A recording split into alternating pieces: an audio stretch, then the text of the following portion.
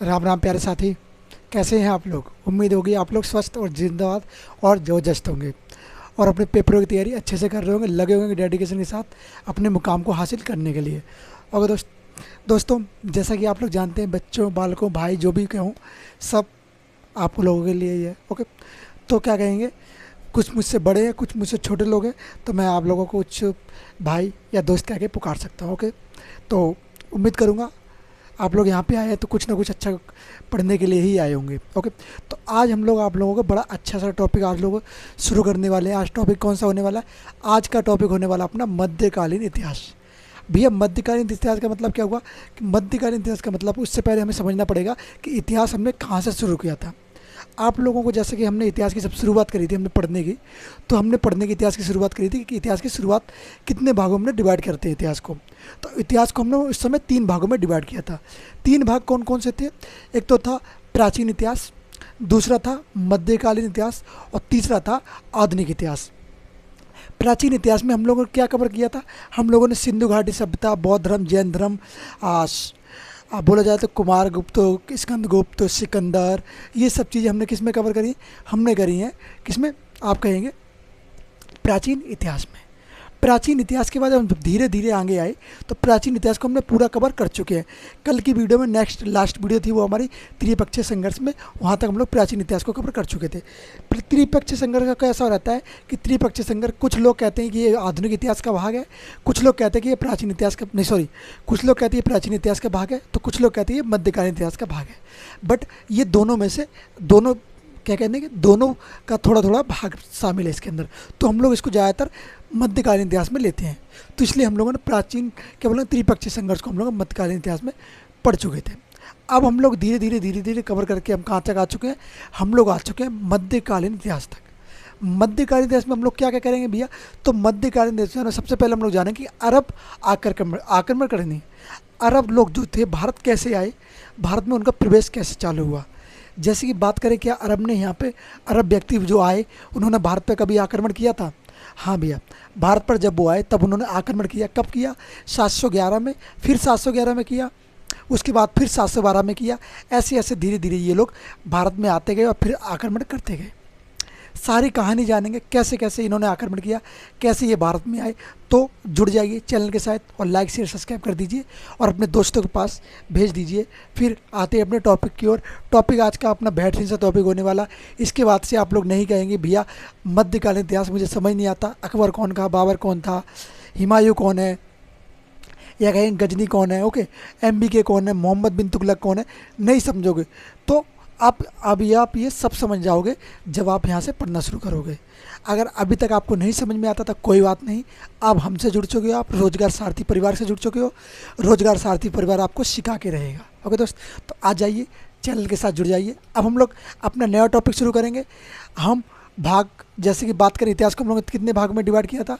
क्या कहेंगे? प्राचीन,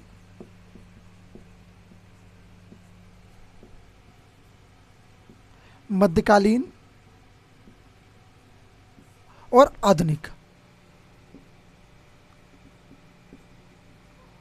और दोस्त, तो इन भागों में हमने इसको डिवाइड किया था इतिहास को। हम लोग क्या कर चुके हैं? जो कि प्राचीन है, इसको हम लोग क्या कर चुके हैं? इसको हम लोग कवर कर चुके हैं पूरा। इसके बारे में हम लोग पढ़ चुके हैं, वीडियो चैनल पे है, वहाँ से जाकर आप लोग देख चुके हैं। इनको प्राचीन इतिहास को हमने पूरे 35 वीडियो में कवर कर चुके हैं। कितने वीडियो में? 35 वीडियो में हमने पूरे प्राचीन इतिहास को हम लोग कवर कर चुके हैं। अब हम लोग आ चुके हैं मध्यकालीन इतिहास पर। मध्यकालीन इतिहास थोड़ा बड़ा हो जाता है, पर इसमें आपको बहुत सारी इंटरेस्टिंग चीज़ें सुनने को मिलने वाली हैं। तो चैनल को लाइक से सब्सक्राइब कर दीजिए। क्या कहेंगे? मध्यकालीन इतिहास। अगर बात करें मध्यकालीन इतिहास की शुरुआत कब से बोली जाती है, तो मध्यकालीन इतिहास की शुरुआत हम लोग जो बोलते हैं कि 712 से लेके 1526 तक। ये 2 भागों में डिवाइड है। एक तो 712 से लेके 1526 तक चलेगा, फिर 1526 से लेके 1857 तक चलेगा। 1857 के बाद आ जाती है, क्या बोलेंगे, आधुनिक इतिहास, उसका शुरू हो जाता है। तो दोस्त, अब हम लोग किसको कवर करेंगे? हम लोग करेंगे पहले 712 वाले से लेके 712 टू 1526। 1526 में कौन आता है? बाबर आ जाता है 1526 में। ओके, जो कि किसकी स्थापना करता है? आप लोग मुझे कमेंट में बताओ, नहीं तो फिर हम समझ ही जाएंगे। चलो, इसको मैं क्लियर कर देता हूँ। ये तो खैर समझाने के लिए था ऐसे ही ओरली। अब मेन टॉपिक अपने जो आते हैं उनके बारे में बात करते हैं। हम लोग कवर करेंगे मध्यकालीन इतिहास को।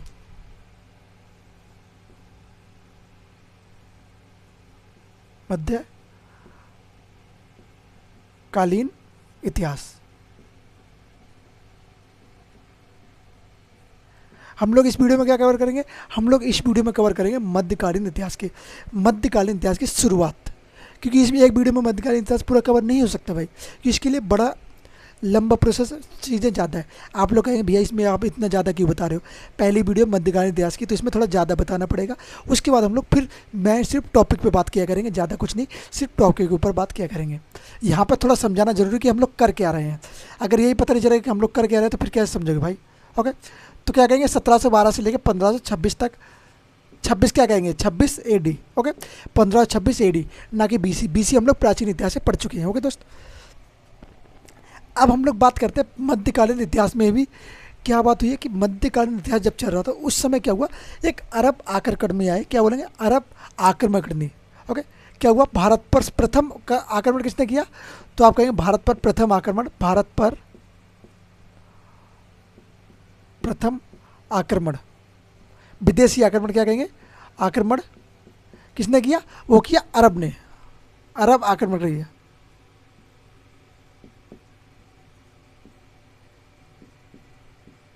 इस वीडियो में हम लोग जानेंगे, इस वीडियो में अरब आक्रमणकारियों के बारे में कि अरब आक्रमणकारी कैसे आते हैं भारत और कैसे कैसे ये लोग काम करते हैं।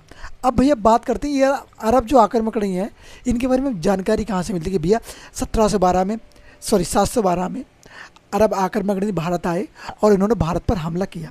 इसके बारे में हमें इन्फॉर्मेशन कहाँ से मिलती है? भैया आप कहेंगे भैया आप कुछ भी कह रहे हो, ऐसे कैसे हम मान लें कि भारत पे अरब आक्रमण हुआ था, अरब आक्रमण हुआ था? तो इसके लिए प्रमाण है, पुख्ता प्रमाण है। आप लोग अगर बुक पढ़ते हैं तो बुक भी पढ़ लीजिए, वहाँ से भी आपको मिल जाएगा, नहीं तो विकिपीडिया से निकाल सकते हैं, गूगल सर्च कर सकते हैं, कहीं से भी कर सकते हैं, पुख्ता प्रमाण इसके मिल जाते हैं। ओके, अरब आक्रमण, इसके बारे में हमें जानकारी कहाँ से मिलती है? तो जानकारी का स्रोत क्या रहेगा? जानकारी, तो आप कहेंगे जानकारी का स्रोत हो जाता है अरब की एक पुस्तक है, अरब व्यक्ति की एक पुस्तक है, पुस्तक का नाम है चचनामा। चचनामा पुस्तक से हमें इनके बारे में जानकारी मिलती है। क्या कहेंगे? चचनामा। चचनामा पुस्तक के लेखक कौन है? तो आप कहेंगे चचनामा पुस्तक के लेखक है अली अहमद। कौन है चचनामा पुस्तक के लेखक? आप कहेंगे अली अहमद इस पुस्तक के लेखक हो जाते हैं। लेखक अली अहमद, अली अहमद ने अपनी पुस्तक में लिखा है, इसके बारे में जानकारी दी है, क्योंकि अली अहमद 712 के समय का ही 712 के समय का ही शासक, क्या बोलेंगे? लेखक है। लेखक बोले, कवि बोले। ये अब बात हो जाती है कि हमें यहाँ से अरब आक्रमण के बारे में जानकारी मिल जाती है। अब बात आती है भैया अरब आक्रमण हुआ क्यों? सबसे महत्वपूर्ण बात है कि आक्रमण हुआ क्यों, क्यों ये लोग भारत में आए, क्यों आक्रमण किया, कारण क्या था आक्रमण करने का, किस वजह से आए? क्या इन्हें भारत में कोई ऐसी चीज़ दिखी जिससे इनको फ़ायदा होने वाला था? क्या ये अपने धर्म का प्रचार करना चाहते थे? क्या ये दूसरे राजाओं को हराना चाहते थे? अपना प्रताप बोलते ना, अपना प्रताप दिखाना चाहते थे लोगों को, नहीं मैं हम शक्तिशाली हैं सबसे ज़्यादा? क्या महत्वपूर्ण कारण था? उन कारणों के बारे में हम लोग बात करेंगे इस वीडियो में। बात करते हैं भारत पर प्रथम आक्रमण। भारत पर प्रथम अरब आक्रमण, क्या कहेंगे? प्रथम अरब आक्रमण। तो भैया प्रथम आक्रमण कब हुआ? तो आप कहेंगे प्रथम आक्रमण हुआ था, प्रथम आक्रमण हुआ 711 AD में। 711 AD में प्रथम आक्रमण होता है, पर ये कौन सा होता है? ये असफल आक्रमण होता है। क्या कहेंगे?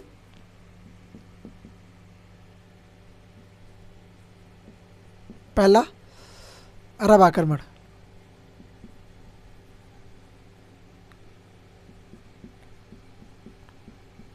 ये 711 में होता है। क्या कहेंगे? 711 में होता है। 711 में ये होता है तो कौन करता है? तो आप कहेंगे अब्दुल्ला। क्या कहेंगे? 711 में एक व्यक्ति आता है, अरबी व्यक्ति होता है, इसका नाम होता है अब्दुल्ला।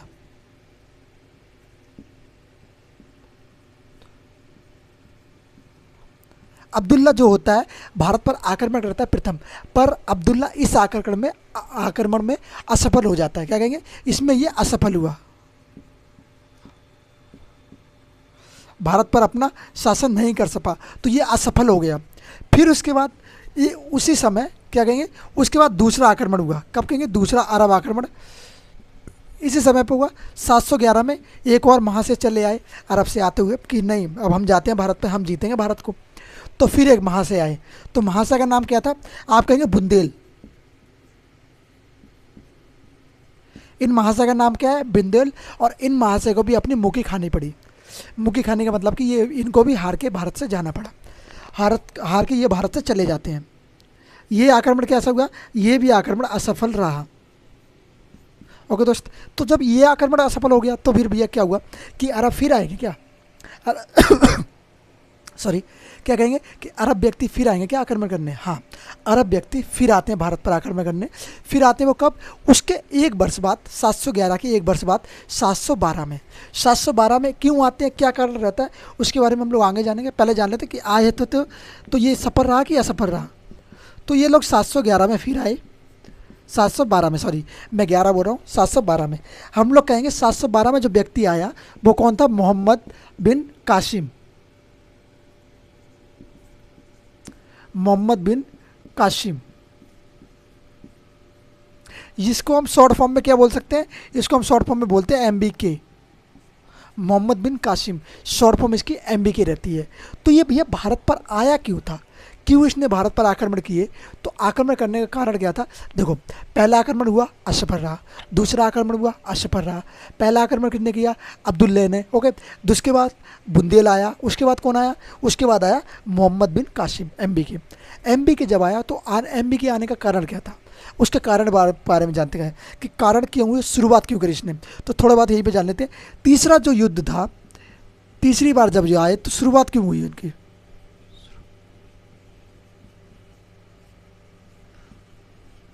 शुरुआत करने का कारण क्या था? तो शुरुआत करने का भारत पर आया, क्यों आया?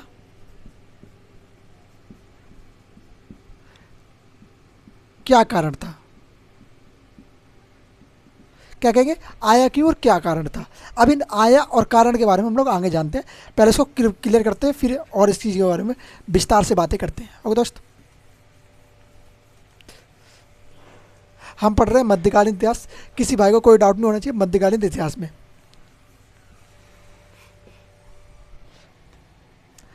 अब बात करते हैं, एक जगह थी सिंध। क्या बोलेंगे?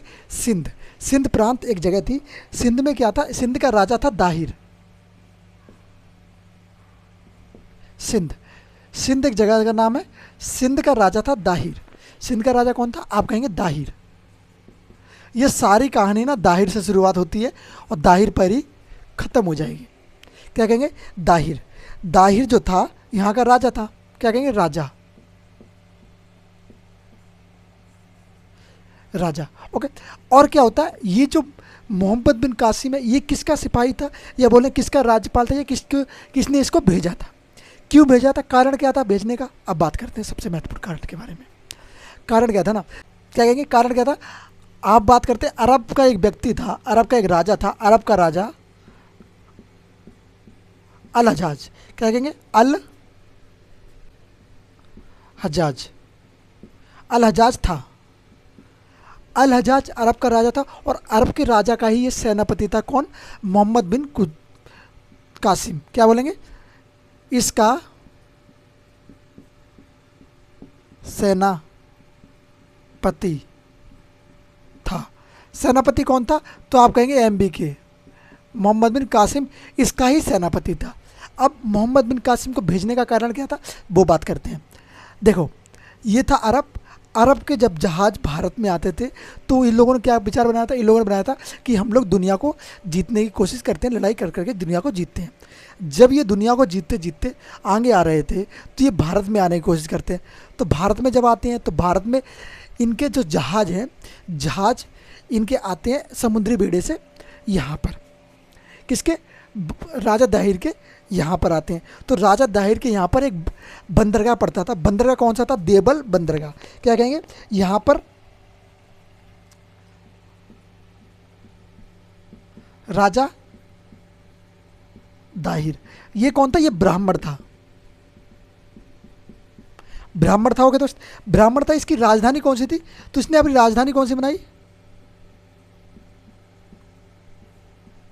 राजधानी थी देवल। और राजधानी देवल थी तो भैया बंदरगाह कौन सा था? तो यहीं पे एक पड़ता था देवल बंदरगाह। क्या कहेंगे भैया, आप कहेंगे यहीं पे पड़ता था देवल बंदरगाह। सारी कहानी की जड़ और सारी कहानी का किस्सा यहीं से शुरू होता है, देवल बंदरगाह से। एक दिन क्या हुआ कि देवल बंदरगाह पे क्या हुआ कि जो अल हजाज था, अल हजाज के कुछ जहाज जिनमें सोना चांदी इत्यादि था, जो को ये लूट के कहाँ ले जा रहे थे, अपने देश अरब ले जा रहे थे। तो उस समय क्या किया, जो अल हजाज था उसके जो क्या बोलेंगे जहाज, 3-4 जहाज को किसने लूट लिया, दाहिर उनके जहाज को लूट लेता है और अपने कब्जे में ले लेता है। दाहिर जब इसके जहाज़ों को लूट लेता है तो जहाज़ों को लूटने के कारण ये इससे गुस्से में आ जाता है। कौन, अल हजाज। अल हजाज क्रोध में आ जाता है। अल हजाज क्या करता है, क्रोध में आता है, क्रोध में आ गया। अल हजाज जब क्रोध में आ जाता है, अल हजाज कहता नहीं, अब मैं तुझे सबक सिखाऊंगा, इसने मेरे जहाज कैसे लूटे। तो दाहिर को सबक सिखाने के लिए अल हजाज किसको भेजता है, अल हजाज अपने क्या बोलेंगे सेनापति, जिसका नाम था मोहम्मद बिन कासिम, सेनापति मोहम्मद बिन कासिम को भेजता है भारत। इससे कहता है कि अब तुम जाओ भारत और दाहिर को सबक सिखाओ। फिर जब ये भारत आता तो ये भारत आने के इसके अलग ही मकसद थे। ये भाई साहब अलग ही मामले से आया था भारत में, ये कुछ और करने की कोशिश में था। तो दाहिर ने तो सिर्फ इसको किस लिए भेजा था कि अल हजाज ने कि भैया तू जा और अपने जो जहाज जिसने लूटे हैं उससे छीन के वापस लेके आ। पर इसके कुछ अलग ही लफड़े हो गए। क्या लफड़े हुए जानते हैं, चलिए।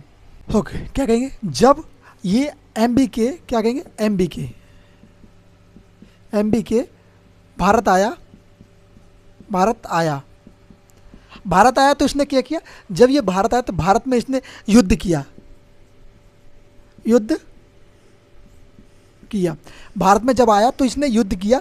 युद्ध ये किससे करता है भैया, तो आप कहेंगे जब ये भारत आता तो युद्ध करता है दाहिर से ये युद्ध करता है और दाहिर को युद्ध में हरा देता है। दाहिर को क्या किया इसने किया, दाहिर को हरा दिया। दाहिर वर्सेस किसके बीच में युद्ध हुआ, आप कहेंगे MBK के बीच में युद्ध होता है।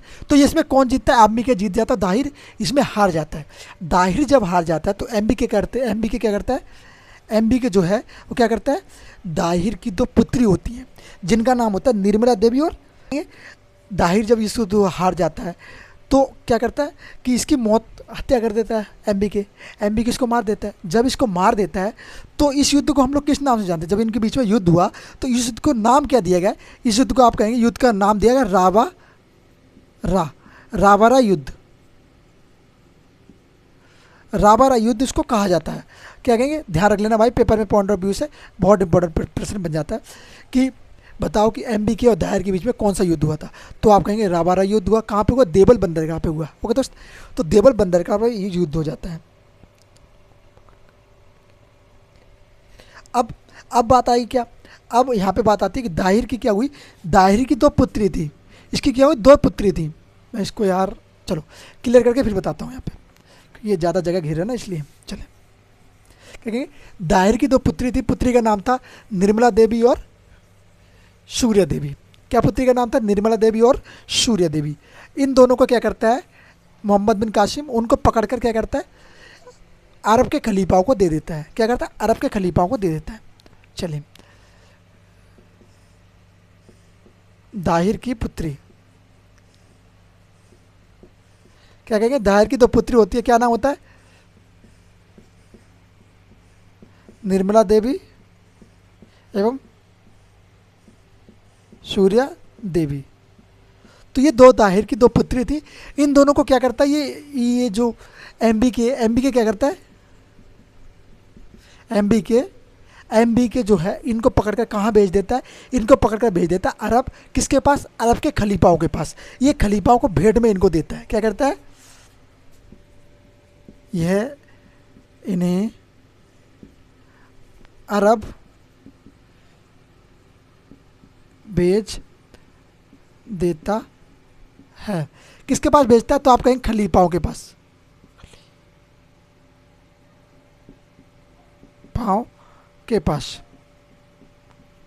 खलीफाओं के पास ये भेज देता है। भैया बोलता है कि अब मैं आपके पास ये लड़कियां भेज रहा हूँ तो इनको आप यहाँ पे रखो। तो खलीफाओं के पास ये भेज देता है। क्या नाम था, निर्मला देवी और सूर्या देवी। क्योंकि दाहिर की हत्या हो चुकी, दाहिर की जब हत्या होगी तो शासन किसके हाथ में आ गया था? मोहम्मद बिन कासिम के हाथ में, तो वही शासन कर रहा था यहाँ पे। फिर आगे जानते हैं इसने क्या क्या चीज़ें करी, कार्य कौन कौन से कर दिए भैया। तो इसने किया, टैक्स लगाया। टैक्स कहेंगे, आप कहेंगे कर। इसने क्या किया, इसने कर लगाना शुरू कर दिया। कौन कौन से इसने कर लगाए, किसके ऊपर कर नहीं लगाया और किसके ऊपर कर लगाया? तो बात करते हैं, आप एक कर का नाम जानते हैं, प्रथम बार जो हमने सुना होगा, जजिया कर। प्रथम बार इसने क्या किया, प्रथम बार जजिया, जजिया लगाया। प्रथम बार इसने क्या किया, जजिया कर को लगाया। अब जजिया कर ये किस किस के ऊपर लगाता है और किस किस के ऊपर नहीं लगाता है, तो हम लोग किस किस के ऊपर तो नहीं समझ पाएंगे, पर ये समझ लेते किस किस के ऊपर नहीं लगाया, तो इससे आप लोग ये समझ जाएंगे किसके ऊपर लगा था। तो किस किस के ऊपर नहीं लगाया, जैसे कि कोई विकलांग है, विकलांग के ऊपर नहीं लगाया, महिलाओं के ऊपर नहीं लगाया, और किसके ऊपर नहीं लगाया, और आप कहेंगे ब्राह्मणों के ऊपर नहीं लगाया, ब्राह्मणों के ऊपर नहीं, ब्राह्मणों पर नहीं लगाया। तो उसने क्या किया, ये जो कर था इन लोगों पर नहीं लगाया था, तो भैया लगाया किस पे था? तो आप कहेंगे इनसे बचे हुए बाकी सब पे इसने ये कर लगाया था। जैसे कि बोलें, क्या बोलेंगे, जैसे कि बड़े व्यापारी हो गए या बड़े कोई व्यक्ति हो गए या जो गैर मुस्लिम लोग थे उनके ऊपर लगाया।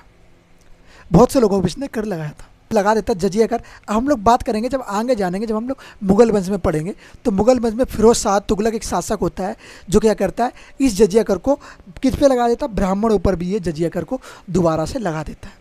किन पे लगाता, ब्राह्मणों पर जजिया कर लगा देता। क्या कहेंगे,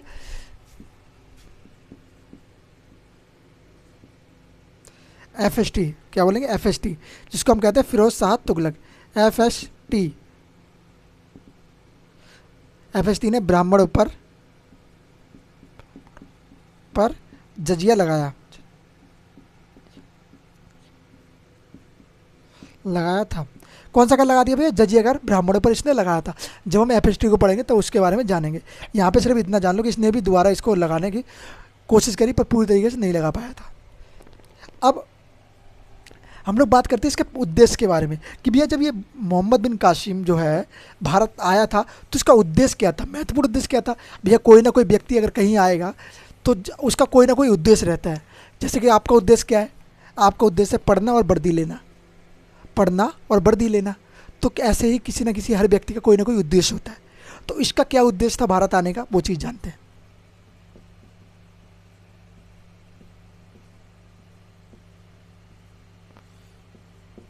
प्रथम उद्देश्य सब लोग कहेंगे तो लूटपाट था इसका उद्देश्य। क्या रहेंगे, प्रथम उद्देश्य क्या था, लूटपाट, लूट करना प्रथम उद्देश्य। दूसरा क्या था, आप कहेंगे दूसरा उद्देश्य था कि लोगों को मुस्लिम धर्म प्रचार करना, मुस्लिम धर्म प्रचारक बनना, लोगों को मुस्लिम धर्म अपनाना।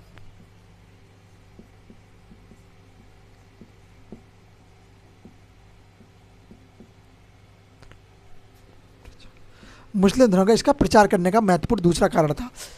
तो ये कहते हैं ये महत्वपूर्ण इसका कारण था। अब हम लोग बात करते हैं कि अरबी लोग क्या भारत से कुछ सीख के गए हैं क्या। तो भारत से लोगों ने कौन सी प्रणाली सीखी, आप कहेंगे इन्होंने भारत से दशमलव प्रणाली,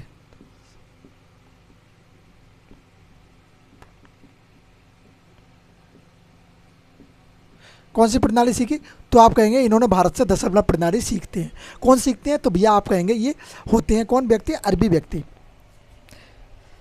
ओके, अब हम लोग बात करेंगे प्रभाव। प्रभाव सबसे महत्वपूर्ण है, पेपर में हर बार पूछा जाता है, इससे प्रश्न एक ना एक प्रश्न बनता है।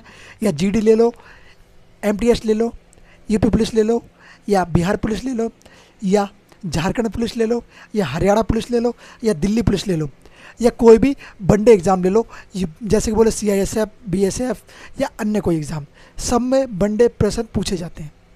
तो वनडे में ये प्रश्न बहुत बार बना है। क्या कहेंगे, इनके प्रभाव क्या बोलते हैं, अरबियों के क्या प्रभाव पड़े भारत के ऊपर। सबसे पहला प्रभाव आप कहेंगे पशुपालन, क्या ऊँट पालन, ऊँट, क्या भैया इनसे पहले भारत में ऊँट पाले जाते थे, नहीं, इनसे पहले भारत में ऊँट नहीं पाले जाते। ऊँट पालने की जो परंपरा है ये लोग लेके आए। ऊँट लाए कहाँ से थे, ये लोग अरब से ऊँट भारत में लाए थे। तो आज का जो बच्चे गांव से संबंध रखते हैं, जिनके दादा या परदादा या नानी या नाना होंगे, उन लोगों ने देखा होगा कि उनके गांव में पहले बहुत सारे ऊँट हुआ करते थे। अगर आप अभी भी राजस्थान की तरफ जाएंगे या गुजरात की तरफ जाएंगे, तो वहाँ पे राजस्थान के रेगिस्तान में या घरों में आप लोग देखेंगे कि लोगों के घरों में ऊँट अभी भी स्थित हैं और अभी भी चल रहे हैं। तो ऊँट कब आए थे? 711 से 12 के बीच में अरब से आए थे, और अरब से आने के बाद अब तक उनका चलन चल रहा है भारत में। तो ये ऊँट आप कहेंगे भारत के नहीं, ये ऊँट आए भारत बाहर से। कहाँ से आए? अरब से आए। और हमने अरब से क्या प्रभाव हमारे ऊपर पड़ा? तो आप कहेंगे मानसून। हमने अरब से क्या सीखा? मानसून विधि सीखी।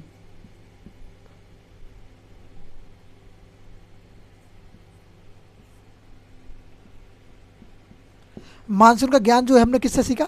तो आप कहेंगे मानसून का ज्ञान हम लोगों ने अरबी व्यक्तियों से सीखा। अब बात करते हैं मानचित्र। तो मानचित्र का ज्ञान हम लोगों ने किससे सीखा? तो आप कहेंगे मानचित्र का ज्ञान हम लोगों ने अरबी व्यक्तियों से ही सीखा। मानचित्र कला का ज्ञान हम लोगों ने अरबी व्यक्ति से सीखा। और क्या हो जाएगा? अगर हम बात करें कि मुस्लिम व्यक्तियों की एंट्री कब होगी, तो आप कहेंगे मुस्लिम लोग थे उनकी एंट्री इसके समय पे होने चालू हो गई थी। कहेंगे भारत में मुस्लिम की एंट्री कब से हो जाती है? 1712 से शुरू हो जाती है, जब ये मोहम्मद बिन कासिम भारत में आता है। तो कहेंगे मुस्लिमों की एंट्री।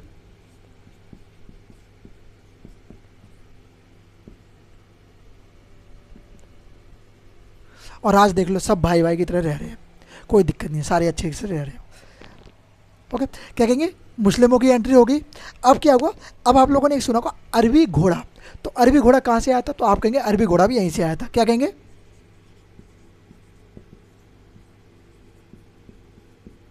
अरबी घोड़ा।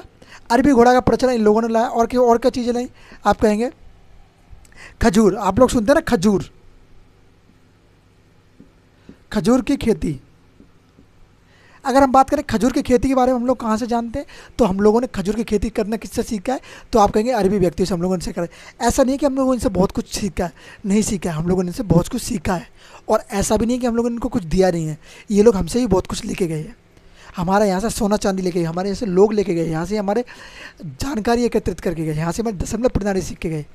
ये लोग भी यहाँ से बहुत कुछ लेके गए। ये नहीं कह सकते कि ये लोग अकेले हमें दे के गए, नहीं, ये लेके भी गए। इन्होंने किया स्वर्ण मुद्राएं चलाई।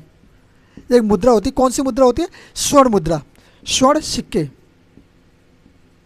स्वर्ण मुद्रा का यहाँ पर स्वर्ण सिक्के करें जारी किए। अब ये स्वर्ण सिक्के जो जारी किए वो किसको किस नाम से जानते थे? तो आपने एक नाम सुना होगा, दिरहम। क्या बोलते हैं? दिरहम। दिरहम बताओ भैया कहाँ की अभी भी मुद्रा है? भैया स्टैटिक पढ़ते हो ना, स्टैटिक पढ़ते हो ना, तो बताओ दिरहम कहाँ की मुद्रा है? बताओ मुझे कमेंट बॉक्स में। क्या कहेंगे? दिरहम कहाँ की मुद्रा है। फिर क्या होता है? अब बात करते हैं इसके, करते हैं मोहम्मद बिन कासिम की हत्या। जब ये भारत में रहता है, सब कुछ ये प्रयोग कर लेता है, सब कुछ कार्य कर लेता है, उसके बाद क्या होता है? इसकी हत्या भैया कैसे होगी, इसकी मौत कैसे होती है? तो मौत का एक कारण था। मौत का कारण जो कि कुछ इतिहासकार इसको सही मानते हैं, कुछ इतिहासकार इसको सही नहीं मानते हैं, पर हम लोग इसको समझेंगे कैसे आएगी। हत्या का कारण क्या था? जे इसने दाहिर की जो पुत्री थी, जिसका नाम था निर्मला देवी, और क्या थी? सूर्य देवी। निर्मला देवी और सूर्य देवी को क्या करता है? जब ये इन दोनों को पकड़कर खलीफाओं के पास भेजता है, तो खलीफाओं से ये क्या कहती है? निर्मला देवी खलीफाओं से और सूर्य देवी खलीफाओं से कहती है कि जिसने जिसने तुम्हें मेरे पास, मतलब मुझे तुम्हारे पास भेजा है, उसने मुझसे पहले, तुमसे पहले मेरा रेप कर चुका है। ऐसी ऐसी बात उसने कही कि खलीफाओं को भड़काया है। किसके खिलाफ भड़काया? एमबी के खिलाफ, मोहम्मद बिन कासिम के खिलाफ खलीफाओं को भड़काया। जब खलीफा भड़क गए तो उन्होंने क्या किया? मोहम्मद बिन कासिम को अपने पास बुलाया, और बुलाने के बाद उसको क्या किया? उसको पकड़कर एक किसी जानवर की चमड़ी थी, उस चमड़ी में क्या किया? उसको बांध के उसको रख दिया। बांध के जब रख दिया तो कुछ समय बाद क्या हुआ? उसका दम घुटने के कारण उसकी मौत हो जाती है। दम घुटने के कारण इसकी मौत हो जाती है। क्या कहते हैं खलीफा कहते हैं कि तूने मेरे साथ विश्वासघात किया है।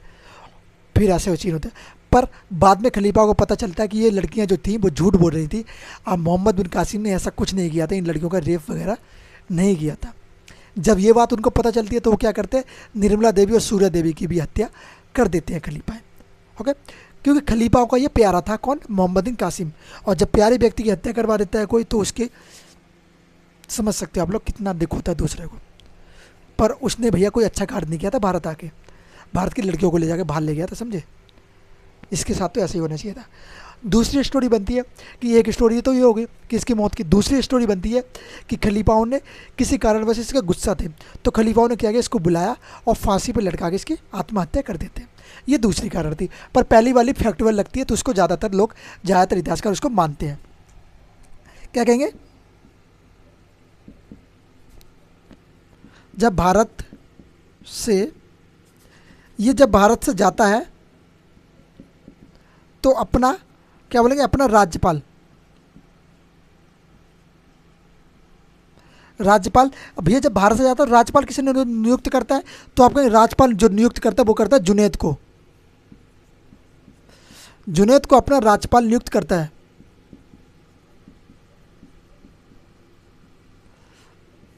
तो जुनैद को ये राज्यपाल बना देता है। पर क्या होता है कि कुछ वर्षों बाद जुनैद की भी हत्या कर देता है। जुनैद का हत्या कौन करता है, नाग भट्ट क्या कहेंगे, नाग भट्ट प्रथम, नाग भट्ट ने इसकी हत्या कर दी। क्या कहेंगे, आप कहेंगे भैया कि नाग भट्ट भी जुनैद की हत्या कर देता है, फिर शासन किसके हाथ में आ जाता है, नाग भट्ट का तो वैसे ही चल रहा था 1700 के 712 के आसपास। ओके, तो ये शासन इनके हाथ में आ जाता है, इसकी हत्या करी।